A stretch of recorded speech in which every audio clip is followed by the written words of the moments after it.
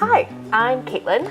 And I'm Kathy. And we are up to our well-turned ankles in Women's History Month. Yay, Women's History! As we were thinking about what books really spoke to us this month, and also last month during Black History Month, what kept coming to the surface is just how hard it is to make change. What cost? What an uphill climb. It's amazing to me how some folks work so hard in the name of the greater good, even when they know they may not see the change in their lifetime. For someone like me who finds cleaning up my car nearly insurmountable, in my defense though, my car is borderline horror movie. The progress these folks make in the face of adversity needs to be shouted from the rooftops. So that's what we're doing. This month, we are celebrating women who won't give up. And we wanted to kick it off with the first stanza from one of our favorite poems, Still I Rise by Maya Angelou. You may write me down in history with your bitter, twisted lies. You may trod me in the very dirt, but still, like dust, I'll rise.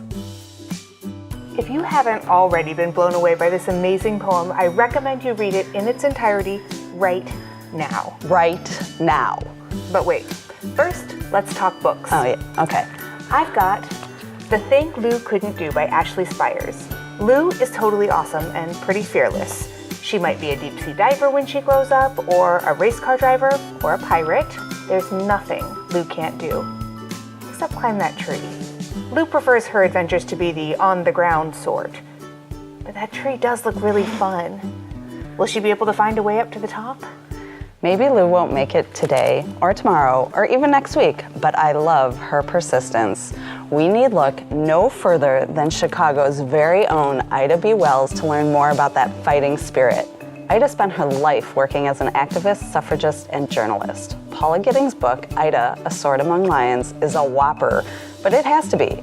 This women's and civil rights pioneer accomplished a ton in her lifetime. Her contributions to Chicago were recognized just last month when Congress Parkway was officially renamed Ida B. Wells Drive. So cool. So awesome.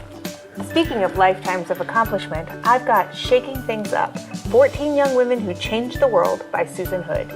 Here, 14 uniquely amazing women, from Molly Williams, the first female firefighter in the United States, to prominent scientist and cancer researcher Angela Zhang, who is brilliant and making huge discoveries as we speak, and who incidentally in a TED Talk casually mentions that as a child she wanted to be a librarian when she grew up, which I think is basically a tacit endorsement of you and me, Kathy. Definitely. Anyway, Susan Hood presents each woman's story in the form of a poem, which is then gorgeously illustrated by a different female artist. Very cool. Very cool. You want to talk about shaking things up and awesome illustrations? Well, Rejected Princesses, Tales of History's Boldest Heroines, Hellions, and Heretics by Jason Perath is all about women who challenged the status quo, rocked the boat, and sometimes even changed the course of history. These stories alone are amazing, but like I said, it also has these awesome illustrations by Perath, who used to be an animator for DreamWorks, like this picture of civilian pilots known as the Night Witches who fought the Nazis during World War II. So daring! Oh, I love a book with a bold heroine. Like, hey, Adventures of a Girl Called Bicycle by Christine Uss. The titular Girl Called Bicycle has quite happily lived with the monks at the mostly silent monastery since she turned up on their doorstep when she was 3 years old. That is, until Sister Wanda signs her up for a summer of enforced friend-making at the Friendship Factory.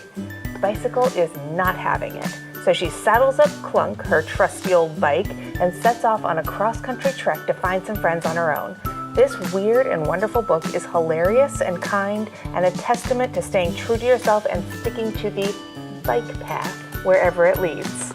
Patricia Williams, aka Ms. Pat, knows a bit about staying true to yourself. In her memoir, Rabbit, she tells the story of her coming of age in a rough Atlanta neighborhood with little family support or resources. Her experiences are heartbreaking, but she is a fighter and manages it all with humor. I love Miss Pat's story. She's brash and funny and never apologizes for what she had to do to make it. And that's all I got. That's all I got too. Share your favorite sister persisters in the comments. And join us next time for another episode of Talkin Books with Caitlin and Kathy. Bye. Bye.